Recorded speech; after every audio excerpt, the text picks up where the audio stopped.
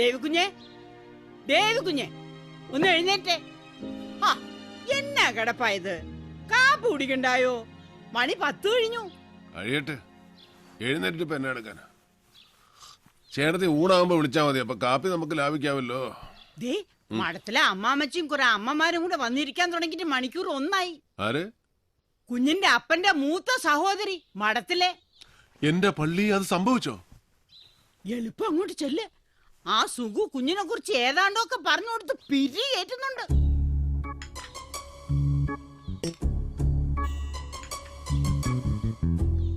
ഈ ഗ്ലബി പോക്ക ഒന്ന് നിന്ന് കിട്ടേണ്ടത്. അതിന്റെ സെക്രട്ടറി എന്നൊക്കെ പറഞ്ഞാ അത് വല്ല ഗുണമുള്ള കാര്യമാണോ? നഷ്ടമാ നഷ്ടം.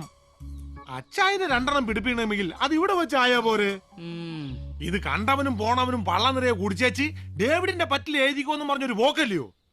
നേരത്തിനും കാലത്തിനും പെണ്ണ് കെട്ടാത്തതിന്റെയാ കൂടുതലും. ഒരു പെങ്കൊച്ചു ഇവിടെ ഉണ്ടായിരുന്നെങ്കിൽ ഇത് വല്ലതും നടക്കുവോ? കറക്റ്റ് അമ്മാമ്മച്ചി.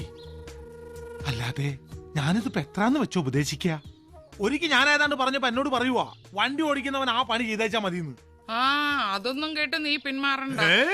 ഞാൻ പിന്നീന്ന് മാറിയിട്ട് വേണ്ടേ? എടാ, പെറ്റ തള്ളയുടെ സ്നേഹവും ശകാരവും ഇത് രണ്ടും അവന് കിട്ടിയിട്ടില്ല. അവളങ്ങ് പോയില്ലയോ ചെറുക്കൻ 5-6 വയസ്സുള്ളപ്പോ. അപ്പനാണെങ്കി അത് അങ്ങനൊരു കഥ. ശരി, അവൻ എഴുന്നേക്കാൻ ഭാവമില്ലെങ്കിൽ കിടക്കട്ടെ. ഒന്ന് മഠത്തിലോട്ട് വരാൻ പറഞ്ഞേ, സമയം കിട്ടുമ്പോ. എന്നാ നമുക്ക് ഇറങ്ങിയേക്കാം. എന്താ? അതാ നല്ലത്. അന്നാമോ, ദേ വന്നേ.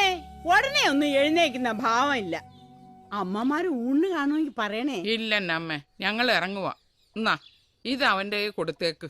റോമിന്ന് വെഞ്ചരിച്ചതാ. ഇതൊന്ന് കൊടുക്കാൻ കൂടെ വേണ്ടിയാ ഞാൻ ഇതിലേ കേറിയത്. പൊക്കോട്ടേടാ സുഖുവേ. ഓ ശരിയാ മാമച്ചി. സുകുമാരോ, എന്നാ ചേട്ടത്തി? ഒന്നിഞ്ഞു വന്നേടാ. ഭക്ഷണം കൂടെ നിന്നിട്ട് പണി പണിയുമ്പോ നിനക്ക് നല്ല സുഖല്ലടാ സുഖു. ഒന്നുള്ളു കേട്ടോ. ആ ഇല്ല, സാറിങ് എത്തിയില്ല എന്നാ ഞാനും അറിഞ്ഞത്. ഉമ്മച്ചൻ റിസൈൻ ചെയ്തു ഇവിടെ പിള്ളേരാരോ പറഞ്ഞു കേട്ടായിരുന്നു. ആ ശരി, സാർ ഇന്നിവിടെ ഉണ്ട്. നാളെ തിരുവനന്തപുരത്തിന് പോവൂ. ആ ഓ, സേവിച്ചും വന്നിട്ടുണ്ട്. ഈശോയി, എവിടെ? മുറിയില്ല. ഫ്രിഡ്ജിൽ നിന്ന് തണുത്ത വെള്ളവും ഗ്ലാസും കൊണ്ട് ചെറുക്കം പോന്നത് കണ്ടാ ഞാൻ നോക്കിയത്. എന്തോ പുകിലും കൊണ്ടാ, ഇച്ചിരി കടുപ്പത്തിലാ.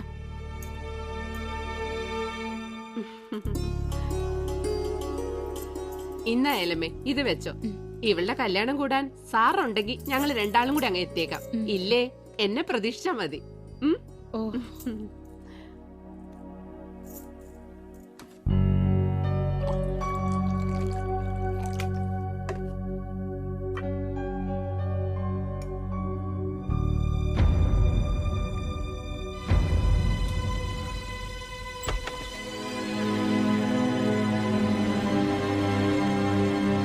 ഇതിനിപ്പോ രാത്രിയെന്നോ പകലെന്നോ കണക്കൊന്നും ഇല്ലാതായോ സേവിച്ച? ഓ, ഇനി എന്തോന്നിന് അമ്മച്ചി കണക്ക്? എനിക്കിപ്പോ എല്ലാം ഒരു കണക്കാ.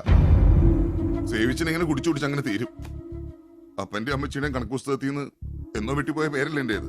ഓ, എന്നതാന്നാവോ ഇത്ര പെരുത്ത് ദണ്ണം? പെരുത്ത് സന്തോഷിക്ക് എന്നതാ എനിക്കുള്ളേ. MC പോളിന്റെ മൂത്ത മോനൊരു പേര്, അത് വെറും ഒരു പേരാന്നേ. മകൻ ശരിക്കും അവനല്ലേ, ബെന്നിച്ചൻ. പാർട്ടിയിൽ ഇപ്പൊ പോൾ സാറിന്റെ വലതുഭാഗത്ത സ്ഥാനം. നാളെ MLA, മന്ത്രി. ഞാൻ എന്തോ ആയി. കിഴക്കമലയിലെ തോട്ടത്തിൽ അട്ടയുടെ കടിയും കൊണ്ട് കണ്ണിന് നേരെ കണ്ട അപ്പച്ചന് കലിയ. ഉള്ളത് പറയണ്ട അമ്മച്ചി, എന്നെ എവിടെന്തെങ്കിലും ദത്തെടുത്താന്നോ? ഇങ്ങനെ പക്ഷഭേദം കാണിക്കുന്നോണ്ട് ചോദിക്കുക. സത്യം പറ, ഞാൻ നിങ്ങളുടെ മോൻ തന്നെ അല്ലേ? കർത്താവിന് നിരക്കാത്ത വർത്താനം കള്ളും വലിച്ചേറ്റ് വിളിച്ച് കൂവിയാലുണ്ടല്ലോ സേവിച്ച നീ. പക്ഷാഭേദം കാണിച്ചെന്ന്. നിന്റെ കൊണവധികാരം കൊണ്ട് ഞാനും സാറും കൂടെ കുടിച്ച കണ്ണീരിന് കഴിഞ്ഞു കണക്കുണ്ടോടാ. 10 സ്കൂളിൽ കയറിയിട്ടാ നീ 10ാം തരം പാസ്സായത്. അവസാനം കോളേജിൽ ചെന്നതിന്റെ കൊല്ലം തന്നെ കുത്തുകേസ്. തല്ലും വഴക്കും അടിയും കുത്തുമായി നടന്ന് നിന്നെ എസ്റ്റേറ്റിൽ കൊണ്ടാക്കി. അവിടെ നീ എന്നെ പറപ്പാ കാണിച്ചേ? കഞ്ചാവ് കൃഷി നടത്തി. തമ്പുരാന്റെ കൃപ കൊണ്ടാ അന്ന് റവന്യൂ മന്ത്രി MC പോൾ രാജിവെക്കാണ്ട് രക്ഷപ്പെട്ടത്. എടാ, കയ്യിലിരിപ്പ് നന്നാവണം. അതിനെ കർത്താവ് പാതിയെ കൂടത്തുള്ളൂ. ബാക്കി പാതി അവനവൻ തന്നെ ഉണ്ടാക്കണം. കൊച്ചമ്മേ, സാറ് വന്നു.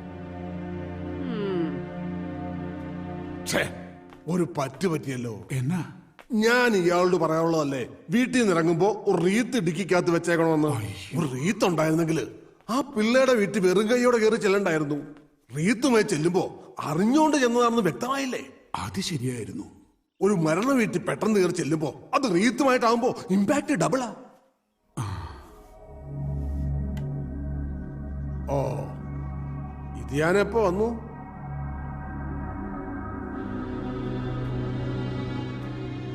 അതെ, ഭരണം കയ്യിലില്ലാത്ത സമയം, പാർട്ടിക്കകത്തെ ഇഷ്യൂസ് വേറെയും. ഇതിനിടയിൽ നീ ഉണ്ടാക്കുന്ന അട്രോസിറ്റീസ് കൂടെ മാനേജ് ചെയ്യാൻ എനിക്ക് പാടാം. അതുകൊണ്ട് ഇവിടെ വല്ല അത്യാവശ്യവും എന്ന് വെച്ചാ ഇവളോ ഞാനോ അങ്ങ് മേലോട്ട് എടുത്തോന്നോ മറ്റേ അറിഞ്ഞാലേ നീ കോട്ടയം ജില്ലയിലേക്ക് വരേണ്ട കാര്യമുള്ളൂ. കടുത്തുരുത്തി MLA ഉമ്മച്ചന്റെ രാജി ആവശ്യപ്പെട്ടു. അവിടെ നടക്കാൻ പോണ ബൈ ഇലക്ഷനില് ബെന്നിച്ചനെ നിർത്താനാണ് എന്റെ പ്ലാൻ. അതൊന്ന് കഴിയുന്നവരെ നിന്റെ ഉപദ്രവം ഉണ്ടാവരുത്.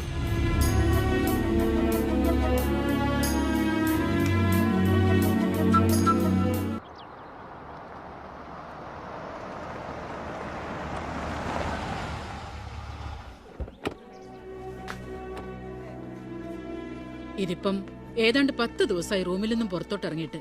കഴിക്കാൻ നേരം പിള്ളേര് പിടിച്ചു വലിച്ചോണ്ട് വന്നാ എന്തേലും ഒന്ന് തൊട്ട് വെച്ച് എഴുന്നേറ്റ് പോവും. ഇങ്ങനെയായാൽ ശരിയാകുകയല്ലോ. അതുകൊണ്ടാ ഞാൻ സാറിയോടൊന്ന് വരാൻ പറഞ്ഞത്. ഈ സൂയിസൈഡ് ചെയ്ത കുട്ടി അവളുടെ റൂംമേറ്റ് ആയിരുന്നില്ലയോ? ആ, അത് തന്നെയായി ഡിപ്രഷന്റെ റീസൺ. വലിയ കൂട്ടായിരുന്നു രണ്ടും. രണ്ടിനും കൂടെ ഒരുമിച്ചല്ലാതെ കാണാൻ ഒക്കുകയല്ലായിരുന്നു. ആ ഷോക്കിന്ന് ഇനിയും മാറിയിട്ടില്ല ആനി. ആനി അത് ആ റൂമിലുണ്ട്. നിങ്ങൾ രണ്ടും കൂടെ ഒന്ന് കണ്ടേച്ചു വാ. ചുമ്മാ ഒരു കാഷ്വൽ വിസിറ്റിംഗ് അങ്ങനെ തോന്നിച്ചാ മതി. ഓക്കെ.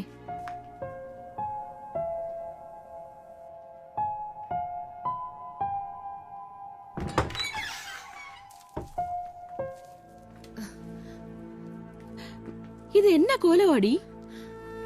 ഓ, നല്ല സുഖമില്ലായിരുന്നു. ഇതെന്നെ രണ്ടാളും കൂടെ. നിന്നെ ഒന്ന് കാണാൻ. ചുമ്മാ കാണാനല്ല, നീ ഇവിടെ കുറച്ചു ദിവസമായിട്ട് നിരാഹാരവ്രതവും മുറിയടച്ച് കുത്തിരിപ്പൊക്കെയാണെന്ന് നിന്റെ വാർഡനമ്മച്ചി പറഞ്ഞു. അതിന്റെ നിജസ്ഥിതി ഒന്ന് അറിയാൻ വന്നതാ. എന്നതാ ഉദ്ദേശം? ക്ലോസ് ഫ്രണ്ട് ഹോസ്റ്റൽ ബിൽഡിങ്ങിന്റെ ടെറസിൽ നിന്ന് ചാടി മരിച്ച കഥയൊക്കെ അറിയാം.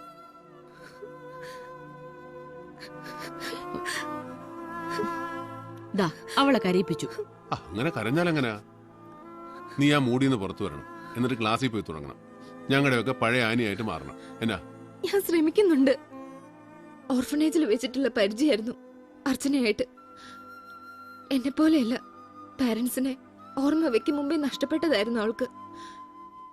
അവൾക്ക് ഞാനും എനിക്ക് അവളൊന്ന് കരുതി പഠിത്തത്തിൽ മാത്രം ശ്രദ്ധിച്ച് ജീവിക്കുകയായിരുന്നു ഞങ്ങള്. അങ്ങനെ എളുപ്പമൊന്നും എനിക്കങ്ങ് മറക്കാനൊക്കെയല്ല. വലിയ ട്രാജഡിക്ക് ചെറുപ്പത്തിലെ സാക്ഷിയാകേണ്ടി വന്നവളാണ് നീ. ഇങ്ങനെ തളർന്നാലേ അതിൽ വിഷമിക്കുന്ന ഞങ്ങൾ ചിലരുണ്ട്. അറിയാം. അവൾ ഓക്കെ ആവും. ഡേവിഡ് ചെന്നാട്ടെ, ഞാൻ കുറച്ചു നേരം ഇവിടെ ഇരിക്കാം. ഇരിക്കുന്നതേ കൊള്ളാം. അതവളെ ചുമ്മാ പാമ്പർ ചെയ്ത് വഷളാക്കാനാവരുത്. ചെയ്യാൻ പോട്ടെ മോളെ.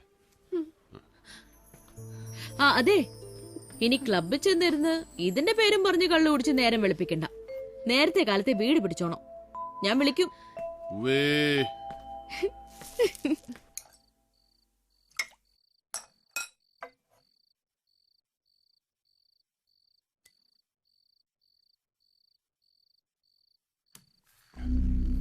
ബെന്നി, നിന്റെ പേര് അനൗൺസ് ചെയ്യുമ്പോ സ്പ്രെഡ് ചെയ്യാൻ സാധ്യതയുണ്ട് ഒരു scandal. Kottayam medical college student ഒരു പെങ്കൊച്ച് സൂയിസൈഡ് ചെയ്തത്, അതിനോട് നിന്റെ പേര് കണക്റ്റഡ് ആയിട്ട്. മനസ്സിലായല്ലോ? അത് അച്ഛൻ പുച്ഛൻ പറഞ്ഞു തുടങ്ങിയപ്പോ മാതച്ചായനെ ഞാൻ നേരിട്ട് വിളിച്ചു പറഞ്ഞ ഒരു ന്യൂസ് കില്ലിംഗ് നടത്തിയത്. ഇലക്ഷൻ ആവുമ്പോ അതൊരു വെപ്പണായി മറുപക്ഷം എടുത്ത് ഉപയോഗിക്കാൻ ഇടകൊടുക്കരുത്. മറുപക്ഷം എന്ന് വെച്ചാ ഇപ്പൊ ഉമ്മച്ചനും കൂടാ. അതെ, ഞാനൊരു പ്രസ് മീറ്റ് വിളിക്കുന്നതിനെ കുറിച്ച് ആലോചിക്കുന്നുണ്ട്. മീഡിയയുടെ മുന്നിൽ ഒരു open challenge. I am sure ഒരു പ്രൂഫും ഒരുത്തനും കൊണ്ടുവരാൻ കഴിയില്ല. I am confident. എന്നതാന്ന് വെച്ചാ വർഗീസുമായിട്ട് ആലോചിച്ച് ചെയ്യും. വൈകണ്ട. എന്താ വർഗീസേ?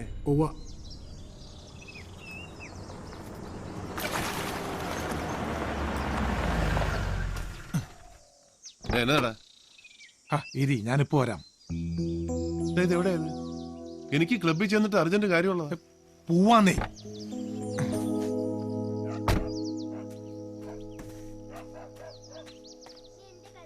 പെങ്ങളെ ബൈജു എന്തിയേ?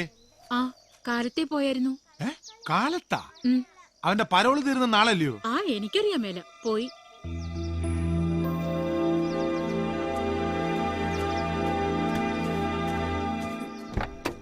എവിടെ പോയടാ? നമ്മുടെ ചുണ്ടൻ ബൈജുല്ലേ, മാണിപ്പുഴ തങ്കച്ചനെ കൊന്നേ, അവൻ പരോള് തീർന്ന് നാളെ ജയിലിലേക്ക് പോകാന്ന് കേട്ടെ.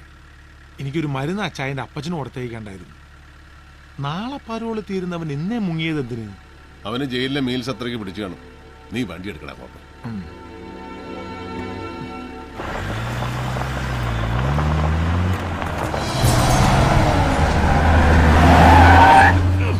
ആരുടെ തന്തയ്ക്ക് വായുവിളി വാങ്ങിച്ചിട്ട് വേടാ പരനാറി? ഗ്ലാസ് പൊക്കി വെച്ച് ചീത്ത വിളിച്ചിട്ട് ആര് കേൾക്കാനടാ? അവന്റെ വണ്ടിയാ, MC പോളിന്റെ മകൻ ബെന്നിയുടെ. ഇച്ചിരി മുറ്റുകൂടലാ ചെറുക്കിന്. കോട്ടയം മെഡിക്കൽ കോളേജിലെ ഒരു പൂർവ്വ വിദ്യാർത്ഥി എന്നുള്ള നിലയിൽ മാത്രമല്ല, ഒരു രാഷ്ട്രീയ പ്രവർത്തകൻ എന്നുള്ള നിലയിലും കോളേജുമായി ബന്ധപ്പെട്ട പല കാര്യങ്ങളിലും ഞാൻ ബന്ധപ്പെടാറുണ്ട്. അതല്ലെങ്കിൽ കോളേജ് അധികൃതർ എന്നെ ക്ഷണിക്കാറുണ്ട്. ഇപ്പൊ അവരുടെ ക്ഷണം സ്വീകരിച്ച് അവിടെ ചെല്ലുമ്പോഴൊക്കെ ആൺ പെൺ ഭേദമില്ലാതെ അവിടുത്തെ വിദ്യാർത്ഥികളുമായി എനിക്ക് ഇടപെടേണ്ടി വന്നിട്ടുണ്ട്. നിങ്ങൾ ഈ പറയുന്ന അർച്ചന അർച്ചന ശങ്കർ എന്ന പെൺകുട്ടിയെ ഞാൻ അവിടെ വെച്ച് കണ്ടു കാണും. അനവധി പെൺകുട്ടികളിൽ ഒരാൾ, അതിനും അപ്പുറത്തേക്കുള്ള പരിചയം?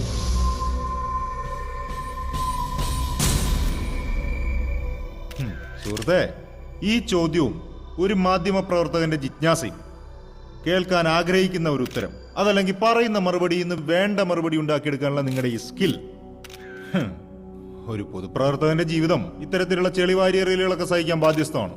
പക്ഷേ മരിച്ചുപോയ ഒരു പാവം പെൺകുട്ടിയെ കുഴിമാടത്തിൽ നിന്ന് പുറത്തെടുത്ത് അപമാനിക്കുന്നതിനെ അത് ഉപകരിക്കത്തുള്ളൂ. And I repeat, I don't know that girl personally.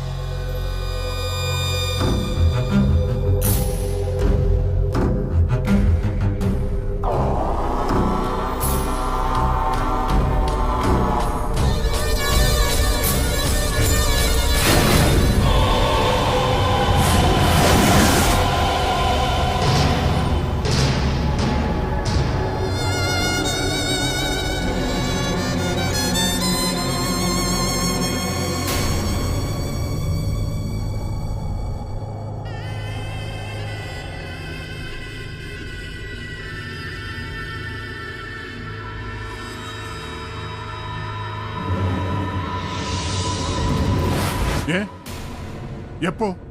ഞാൻ ദേ വരുന്നു.